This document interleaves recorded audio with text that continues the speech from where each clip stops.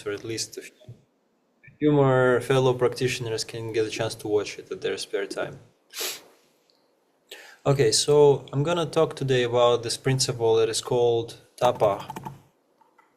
And Tapah is actually one of the next to last principles of niyamas. Oh, I'm gonna lose my memory now. Just one moment. So Sanskrit word tapan with n at the end actually means fire. So this principle has to do with fire. So the actual explanation by Sri Shanandamurti, or this rather his comment to this principle, is that actually my remembrance of the quote is that readiness to let go of a little in order to progress. In other words, undergoing through hardship or discomfort in order to shine, in order to uplift oneself and uplift others. So a practical example would be education, you know. Education is a strenuous process. It's difficult, mentally it's difficult, physically it may be difficult.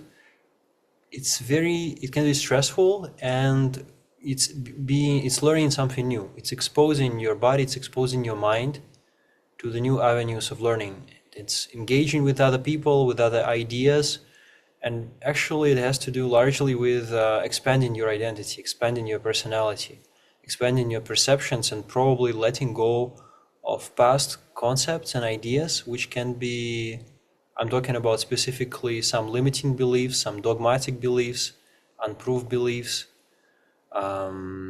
unbased beliefs. So it's quite new. It's like a snake sheds its own skin, its past skin. So it's this process, tapah, requires,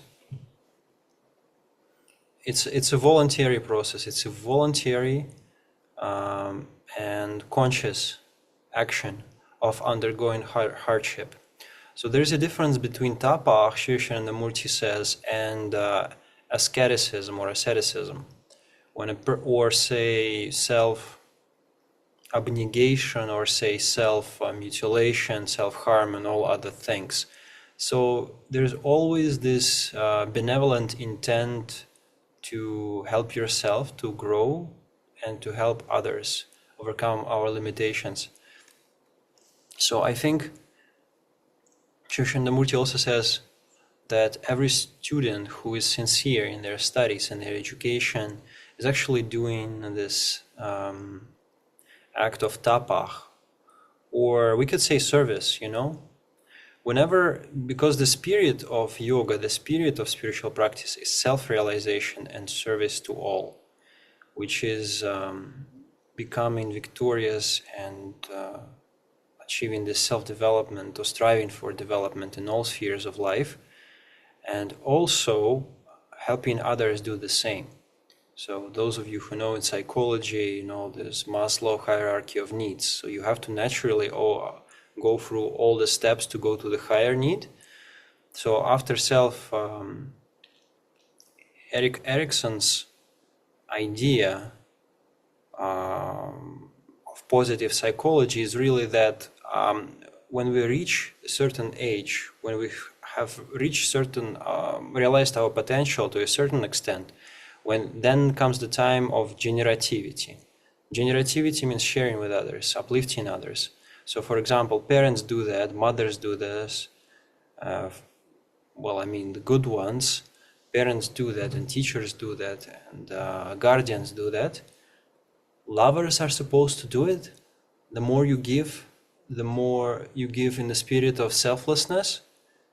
In positive psychology, they call it unconditional positive regard, like giving somebody love just because, unconditionally, which is the most difficult thing to do. But the idea of tapah and the idea of service is that it purifies the mind.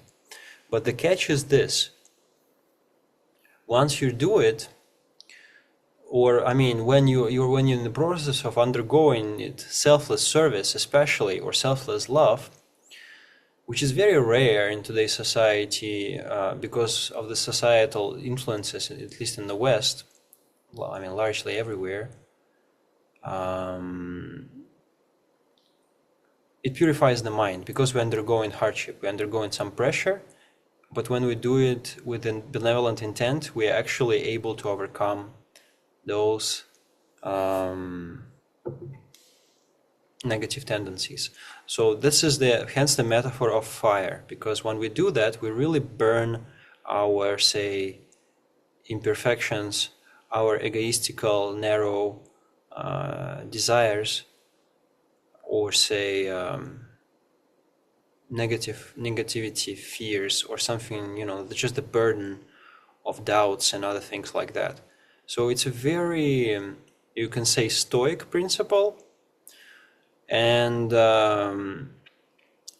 in the first meeting of this ethical, unit, we talked about Kant. Immanuel Kant said he had this moral imperative, or I forget the name of his concept, but the spirit of his concept was precisely, you have to do the right thing because it's right, even though whatever the repercussions will be, whatever the results will be, but you have to, and if you do like that, then you act in accordance with your inherent spiritual or dharmic value. But of course, he didn't call it spiritual or dharmic. He rather calls it imperative. Imperative means you must do it just because you must do it. So I think it's similar to the Stoic principles. Epictetus, I think, who is one of the Stoics as well, he said that you should rather fail with dignity than win by fraud. So something like that. The spirit is this. So it's counterintuitive. We are not really taught to act like this normally in the society, which is largely opportunistic. And unless we do spiritual practice, unless we get the spirit of oneness and love for the Supreme and feeling His presence, feeling this connection, feeling this oneness, we are really just like paupers. There is no scope for us to do this. To do this sacrifice. There is no question of doing penance or sacrifice. A person feels of themselves as poor, being nothing to give. So I think, as all yamas and niyamas are interconnected, the spirit of Tapah is, once we approach that entity who is benevolent, who sustains everything really. This entire creation is based on consciousness. In accordance to this tantric philosophy, nothing can really exist without its presence. Everything is, in other words, substantiated with it. We cannot do anything but how do you say? Once we meditate more and more, we become more like that entity, and our capacity to love and to give selflessly expands. And we all must go through those stages of being an egoistical, animal, child, human, and then, human with a warrior-like spirit, or a sadhaka, or a tantric practitioner. And then eventually, hopefully, we will be established in that entity and model its behavior more and more. So to conclude it with a practical example, I can ask you to kind of think of what are the selfless acts that inspire you, or have you ever witnessed or heard or come across in your own experience or through some stories of any selfless, or maybe not completely selfless, but, almost like those benevolent, selfless acts where the person undergoes through difficulties to serve you, to do something good for you. And for me, I would say just examples. I mean, obviously, it's my parents. And when I think of my spiritual teacher who spent so many years, in prison, and the humble lifestyle he led through his life of being just a railroad clerk, at the same time designing all and really accumulating and kind of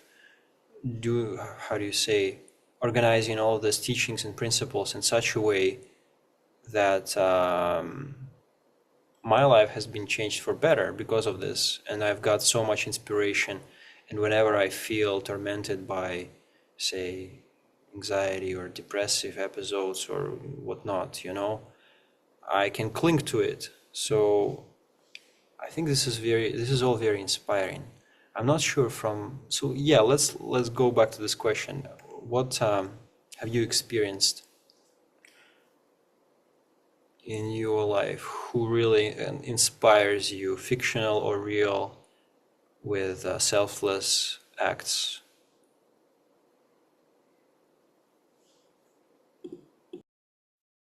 Well, there is a notable historical figure that came to mind.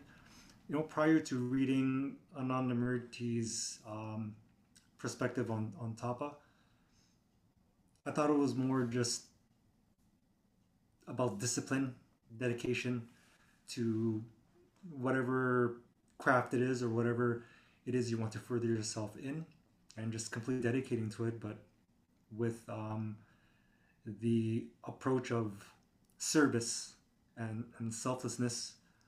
Um, Mother Teresa came to mind. Her life, um, I don't know much about her life, but just the the surface, what we've seen of her. It seems like she dedicated her life completely in helping those who really needed help and trying to remove any pain that she could from their lives. She came to mind, even the obviously the symbol of Christ on the cross, um, dying for our sins, for humanity. I think that's a symbol of complete sacrifice, complete sacrifice for others.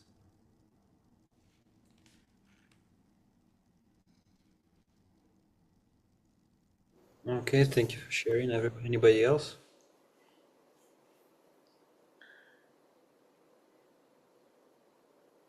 So, kind of real life examples, fictional films.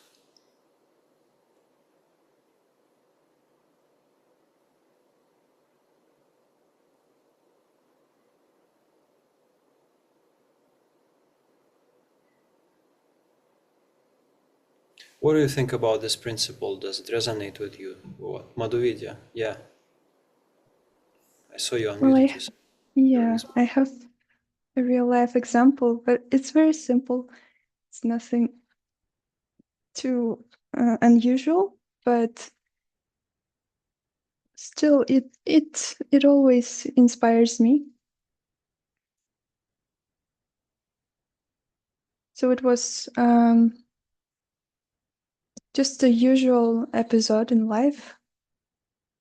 Again, it's about my cousin. We were supposed to go to just gather with the family, but my brother we needed to pick him up, and so I write to him, and he responds something between the lines. Don't get too attached to me. I have a hospital here that needs to be looked after, and I'll only go when my help is not needed at all for today. And it was just impressive because he completely dedicated himself or this day to helping here. The situation was that his girlfriend's mother had health problems, she broke her leg, and she needed to be cared for. And so he completely dedicated himself to helping her this day. And even though he wanted to join, he wanted to share these moments of gathering with family, talk with everyone, he still said, no, I won't come.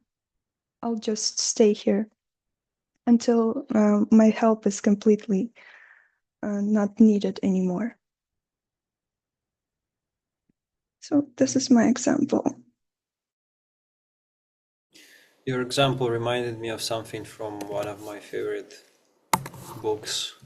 It's from Lord of the Rings. I put it on chat.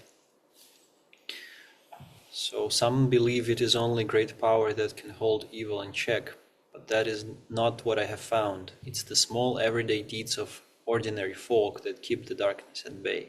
Small acts of kindness and love. By Gandalf. So I think this is also a Buddhist, you can say, or Taoist, or very like practical, pragmatic. So this is what Tapah is. When you feel irritated, kind of try to sublimate it. Focus on something constructive, positive. Don't say those harsh words to somebody who you love, or apologize even when you don't want to. I think this is all Tapah, because this is all kind of, putting your ego at the back seat and really like acting outside of your normal repertoire, really. But it can be simple, just little by little. Yeah. Well, any final comments? Any more experience? Anybody with? Yeah, Maxim, yes. So my experience with this stuff is a little bit from a different realm. I'll give you an example I look up to since not that long ago, actually. I recently came across a documentary of something called The Bank of Dave. It's a long story, but the part that's relevant to this conversation is where the person named Dave is trying to make his own personal bank in England, which is generally not been part of legislation for a long time. It's very difficult to do that.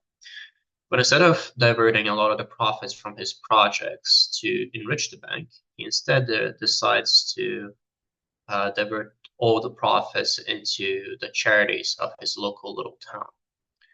And it's not the same as like the many billionaires, trillionaires that put in random charity and essentially do money laundering. This is a guy who grew up in a town, has a small business, and sees that people need money. So what does he do? He takes a bank, that gets the profits and puts them into the charities in the local town. So stuff for instance, blind people, people that can't really speak, or orphans. And he does it manually. That's the main thing that matters a lot, is that he writes out the check and gives it hand to hand, sees the reactions, sees the actual effect of the money he gives him. And although this is very different from the selfishness or sort of selflessness described by, for instance, Jepesh with a holy persona in the Christianic belief, this is as close to the same idea capitalism can get, where a person just does an honest business that helps people and then diverts the profits to help people even more. I think it's very close to what's been described and remains functional. Thank you for sharing. Yeah, it's a good perspective. I think Tantra really takes it to the next level, because with service, when you attribute your service to your ego, that, oh, okay, I've helped someone, I've done it, I'm good. So this is where the ego starts to really get strong, and sometimes, not sometimes, it will get out of proportion.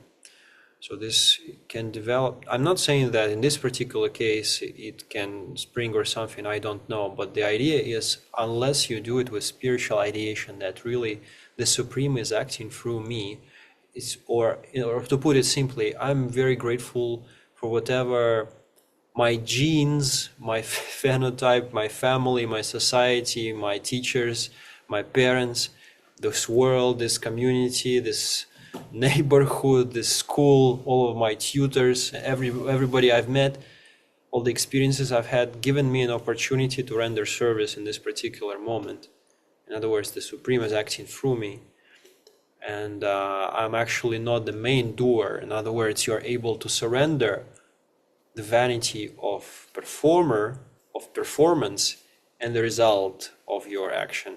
This is when your mind and spirit will be free from the reactions, and still the person who you've helped is benefited. The only difference is that you are free. You're not expecting anything in return. Even a gratitude would be good if you get it, of course. Everybody wants it. We're all human beings. But the ideal, or rather the goal, is to do it because it's right, and do it for the love of the Supreme, and feel his presence. And this, I think, will spring this inspiration, because I think whenever, and I'm pretty sure whenever you've realized, whenever you wanted to do something good, something benevolent, you've always experienced it's difficult. There are so many things and obstacles that come to you, or like externally, internally, you feel doubt, you feel this or that, oh, why I should do this, and I should not do this.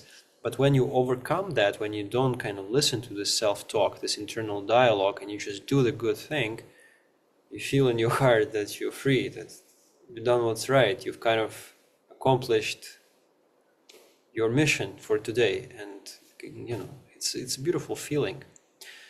So this is what I think about it, and this is what you think about it. Thank you for sharing your perspectives. I will hand it over to Japesh, and I will join the meeting from my phone and try to listen, but will be less active. Thank you so much. Namaskar.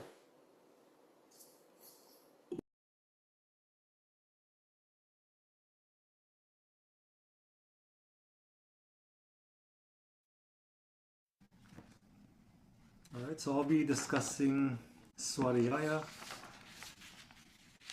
It's a very short passage. It's a page, so I'm just going to go ahead and read it. Swadhyaya means the clear understanding of any spiritual subject. In ancient days, students carried on their day-to-day Swadhyaya in the hermitage of the rishis. But the circumstances have changed, and the term Swadhyaya has also lost its meaning with passage of time. Nowadays, reading religious scriptures without grasping the meaning is also considered to be Swadhyaya. Religious professionals have misguided the public by their misinterpretation of the term Swadhyaya.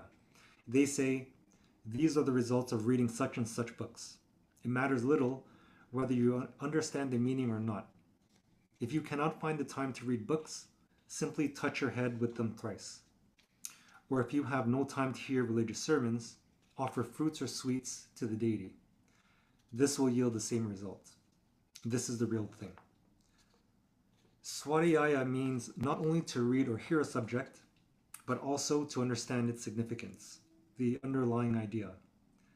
Acceptance of the outward or crude meaning has ultimately greatly distorted people's religious belief. For example, one aspect of Tantra sadhana is called Mansa sadhana. Ma means tongue, and Mansa means action of the tongue, vocal expression. The sadhaka who takes Mansa every day, who practices control over speech, is a Mansa sadhaka. How beautiful the meaning is. But the so-called interpreters, who, dominated by their material desires, never hesitate to slaughter innocent goats at the altar of the deities in the name of Mansa sadhana. The number of goats to be sacrificed is determined by the number of those who will eat the flesh. Alas, what an interpretation. To understand the underlying meaning of what is laid down in scriptures, the idea is to be grasped first. Otherwise, the proper spirit will never be realized. If I say Shandika Srilayam Gachati, it will naturally mean the liquor merchant is going to the liquor shop. But if I say Narada Srilayam Gachati, it means Narada is going to the abode of Sura, heaven. But in the former case, it was the house of Sura, a liquor shop. Thus, the same word carries different meanings in different contexts. You have now understood how cautious you have to be in practicing swadhyaya. Those with vested interests seek to keep the public away from the true spirit of the true shastras, because this facilitates their exploitation.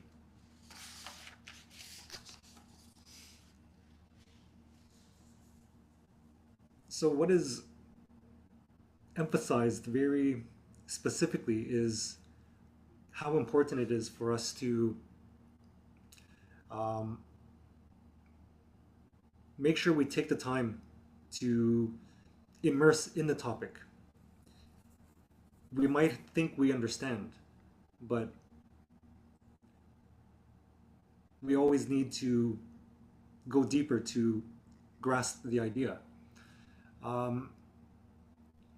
Any collective meditations that we ever do, post meditation, there's a swadhyaya reading, and then a discussion either by an acharya or whoever is leading the session, emphasizing the importance of how passages that we read or even scriptures require reflection and even discussion amongst each other to get to the true meaning behind what was said or what was taught. I couldn't help think of Christianity when I was reading this, because the belief in Christ has taken on so many different forms. Like today, within the teaching of the Bible, you have so many different groups that have sprung from it. You have like the Catholics, the Christians, the Protestants, the Evangelists, Jehovah's Witnesses. You know, all revere Christ in a certain way, but all have a certain, a different sort of take on the same life.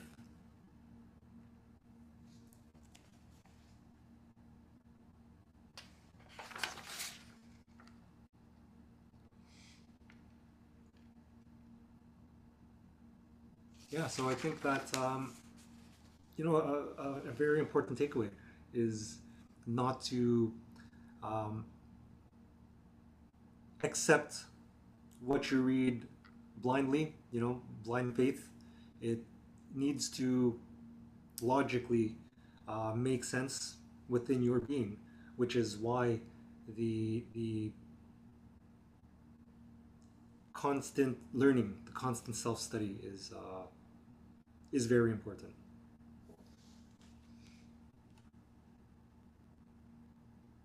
Does anyone have any questions? Comments? Well, I would like to comment actually. Sorry, could you turn off the echo? Thank you very much.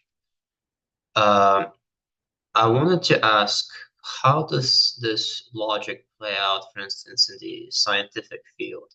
It feels adjacent, but not quite the same to the scientific methodology of empiricism and similar concepts.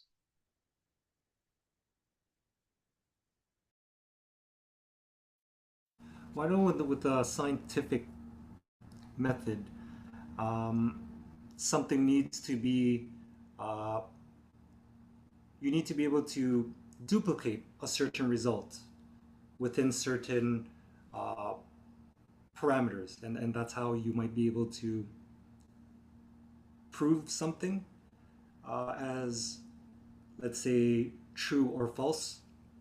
But modern day science, it seems to be very surface and objective. Within the spiritual traditions, a lot of it is the subjective experience. And it seems that certain teachings or the science of yoga has been proven throughout history with many individuals repeatedly, but it's not something that can be uh, displayed as objectively as modern day science. I know in the past it was a little different because even science, philosophy, and religion, they were one subject. But today, they are three completely different subjects. So it's, I don't know if it's possible to sort of compare the two because of the requirements of objective science today or external science.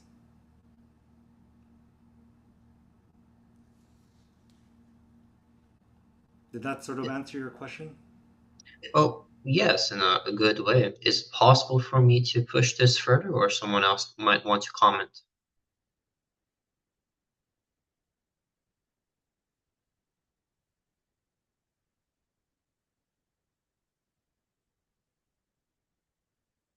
No.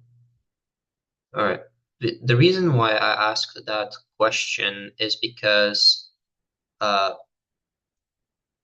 let's say there is a bit of a misconception when it comes to scientific theory.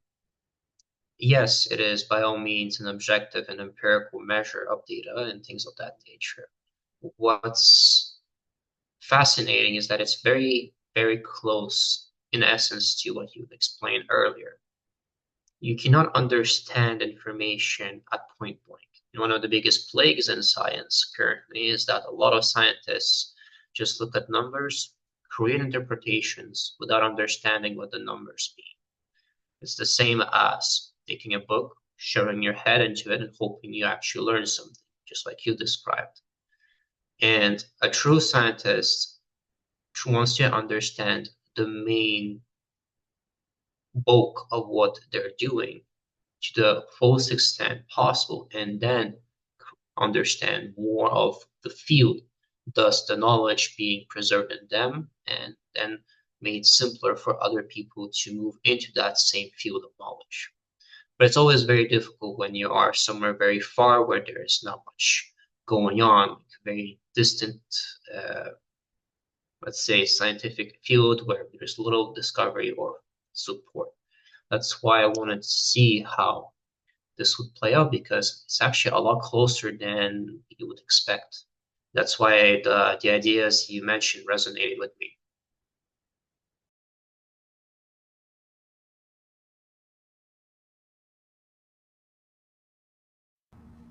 Yeah, thanks, Maxim. Very, very interesting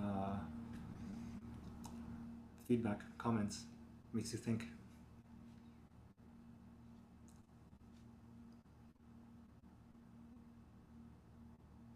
All right. Does anyone want All right, doesn't to share any stories from real life or from fiction?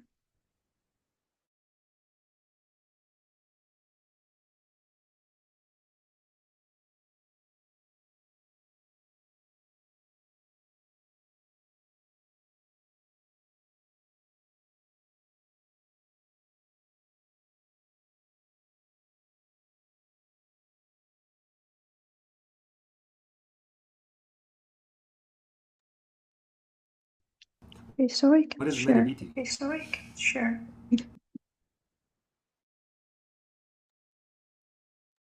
Let's engage Uh, those who have been silent for the day. Let's not have passive listeners in this conversation. All for that.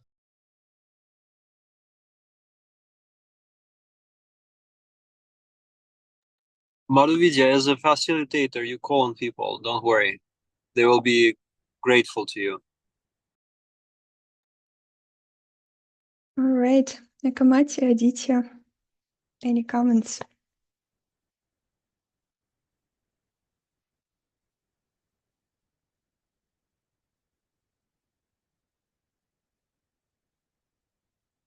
They feel shy today.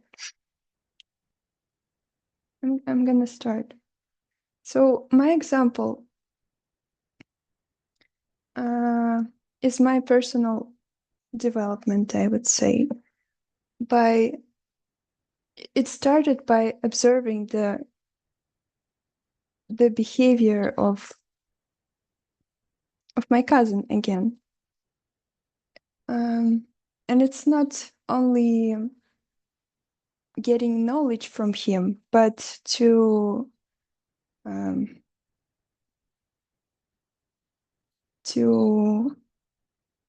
wanting to reshape my mind, to understand how his mind works, or to start behaving in a similar way.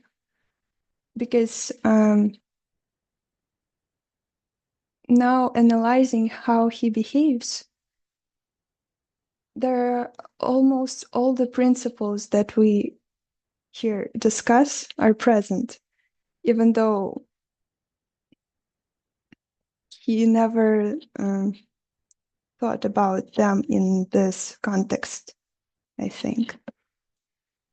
So when I first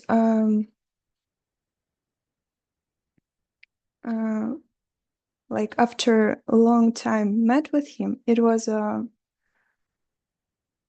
this realization that this is how I want to behave. This is how I want to live.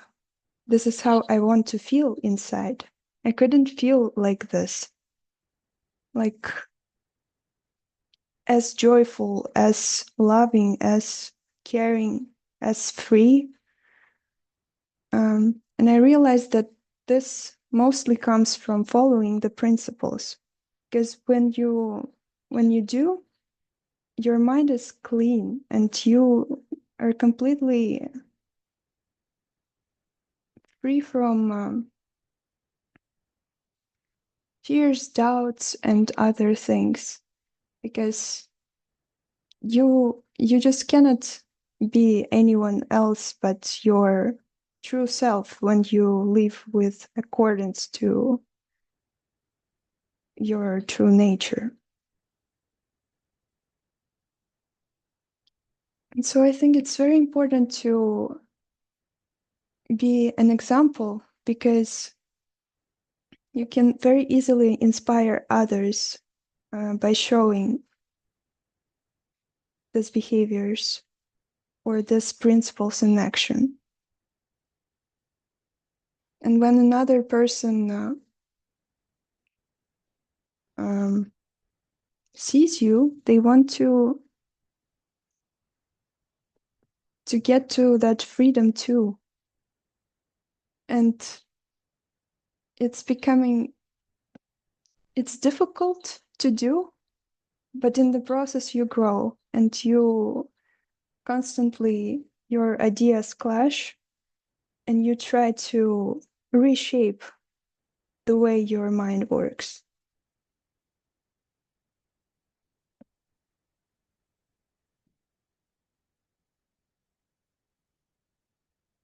Yeah, I think that's all from me.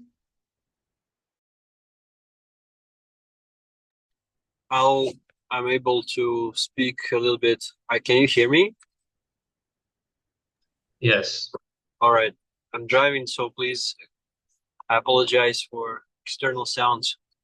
So I put on chat the quote by my master, which speaks about what in his view research is, and it's a very interesting etymological meaning of this word. That it basically means to probe into the nature of things until you actually know it, and not just search, but research until the true meaning emerges. And I think spiritually, you can think of meditation like that. Meditation seems to be, at least in the tantric way, it seems to be the practice of,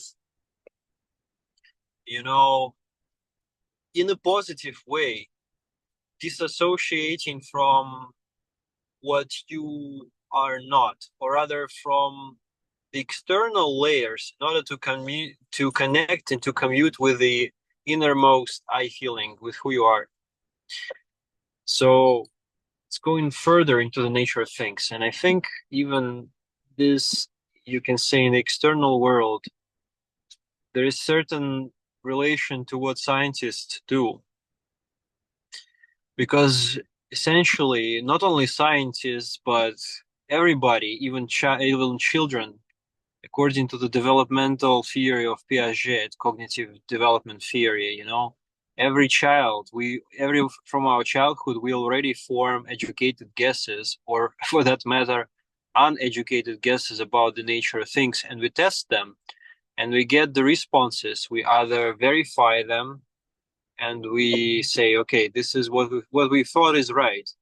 But most often, our hypotheses are not exactly right, or partially right, or completely wrong. And then it gives us even more inspiration and curiosity to go further and to understand the nature of things, into the phenomena that interests us. So I just want to share an interesting perspective with you. I'm just studying psychology right now, and the research, or rather the categorization of different, you could say, ailments or diseases, used to be categorical, which means yes or no. So say the diagnosis is just a list of things, and if it corresponds to every single descriptor, then it means that a person suffers from certain ailment. The alternative perspectives is a dimensional model, which is saying, okay, there is a continuum, say from 0 to 10, and some symptoms are there, some are not there, some are partially there. And I forget, but there is also the mixed one. There is the mixed approach, which is now prevalent, and the DSM, or Diagnostic Statistical Manual, number 5, revised Diagnostic and Statistical Manual of Mental Diseases or Illnesses, is basically a combination of those criteria that most scientists agree are there. And also there is, you can say, non-negotiable criteria. And also there are those continuum and specifiers. So what I'm trying to say is, even in psychology, the approach is integrative. There are so many factors and variables that the human mind cannot simply account for, that influences everything. The development of a child is influenced by so many factors that there is no one singular perspective that is able to answer all the questions. Rather, every perspective gives us partial answers to varying degree of conclusivity to the questions. So there is spirituality, there is psychology, there is social life, there is biology, there is genetics. There are so many dimensions, and they're all are integrated. So they're all holistically expressed and present in our days and in our lives. So I think what I see from spirituality, and specifically from Tantra, it kind of opens your mind to the possibility of, it kind of builds this tolerance for mistakes, in a way, to making mistakes, and to being more and more comfortable with this notion of I don't know, or I know not, the beginner's mind. Meaning what Socrates said, I don't know anything. Now, after so many years, I don't know. I was listening to Dada Sadhananda's video, and he was explaining the tantric philosophy, the shloka, and he said basically, when I was reading this philosophy, say 10 or 15 or 20 years ago, I understood everything. Everything was clear. But now I read it and I understand less. I think there are different names for this phenomenon, but basically, the further you go in life, the further we go in any profession, the more in a good way complex it becomes, the more multidimensional the situation expresses itself as. So there's no simple one categorical answer to some mundane questions and concerns, maybe, but to more complex questions, maybe not so easily. Yeah.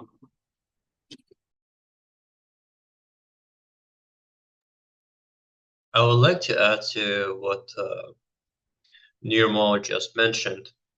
So essentially, one of the biggest issues, if you will, when it comes to accepting a mistake, especially when it comes to hypothesis and lack of knowledge, is that there's a cost associated with admitting that you were wrong. And a lot of people, regardless if they're in a scientific community or elsewhere, don't really like doing that because there is a massive amount of sacrifice related to accepting the fact that you made a mistake. For instance, a very good example would be, I don't know, what Pfizer did recently, or some variations of medication, essentially for different, for instance, cognitive disorders. There has been a long history of failed medications that hurt people, that made the situation worse than better. Maybe the guesses and hypotheses that medication was based on was decently good and the best that was available at the time. But as time progressed, we found out more and realized a lot of this stuff was horrible for us. By the way, cocaine is one of those medications that turned later to be not a good idea.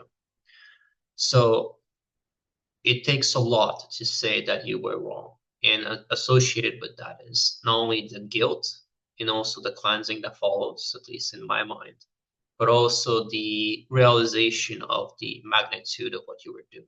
There's a big difference between being wrong as a child, where you're essentially responsible for nothing, and being wrong as a 40-year-old adult working in the pharmaceutical industry, where your patent was used worldwide and fed thousands upon millions of people. So it's a lot different in terms of context, but the idea is the same. And we should be able to acknowledge it regardless, because it's the right thing to do, to bring back to the origin of this conversation.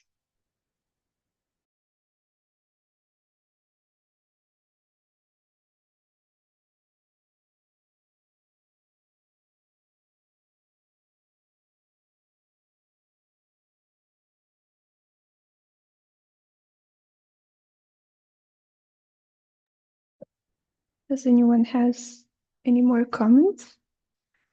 We have 7 more minutes.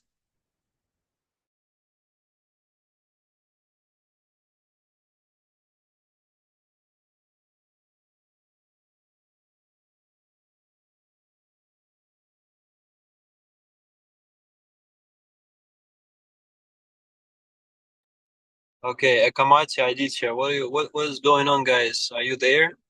Are you busy? Are you auditing? How are you?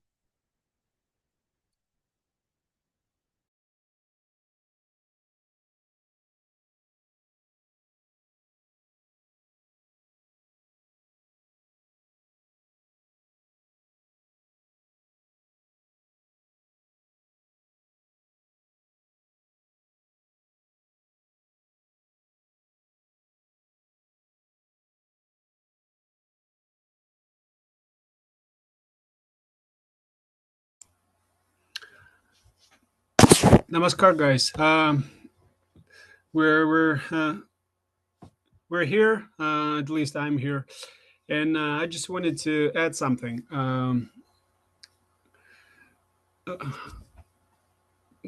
There is this thing that happens in every person's life, which is called roughly change of values, and that change of values happens every, let's say, 5 years.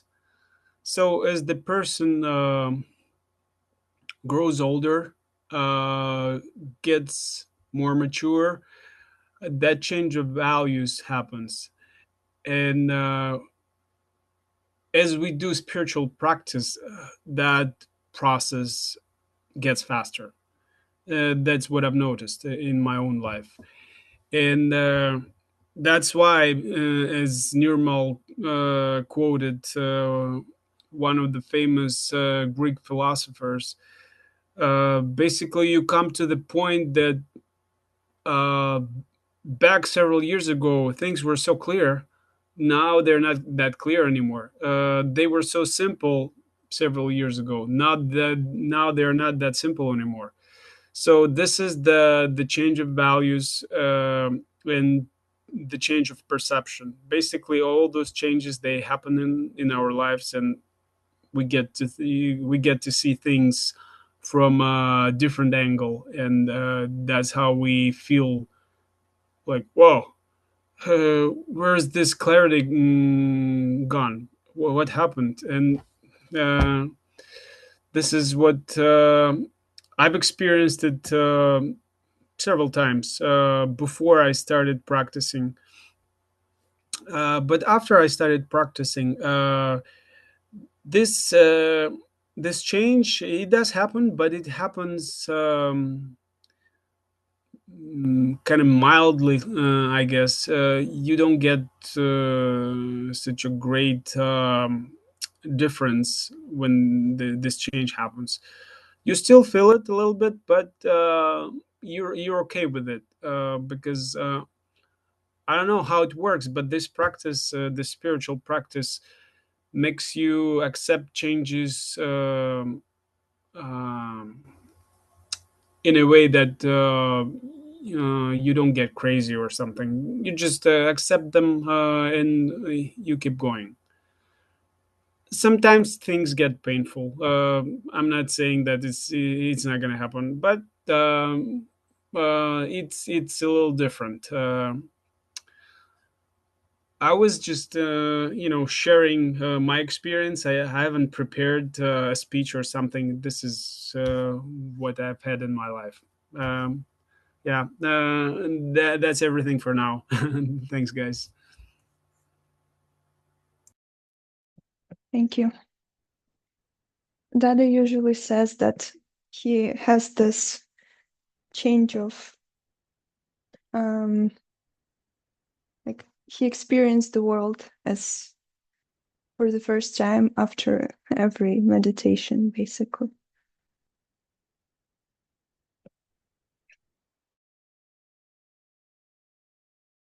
Is it Sadananda or which Dada? Yes.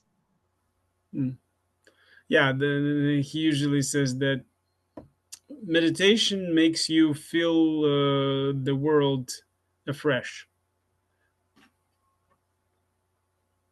and it does in a way,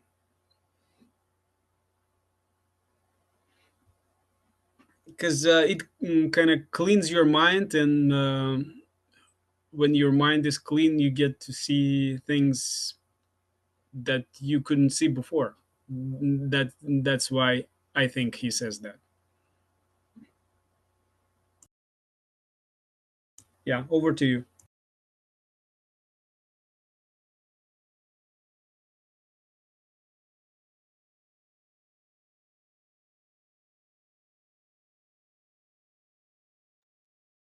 Right. Any more comments? Otherwise, we'll find someone to take next principle, the last one.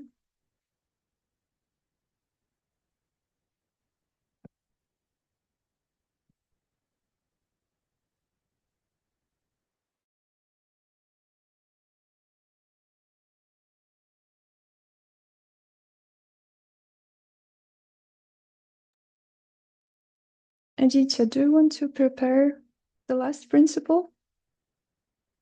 Ishvara Pranidhana. You mean for the next session? Yeah. Yeah, I can do that. Okay. All right.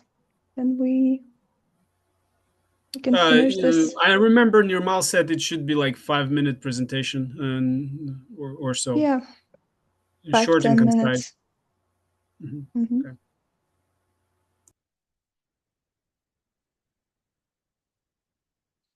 Okay, namaskar, guys. Thank you for coming. See you next time. Namaskar. Namaskar.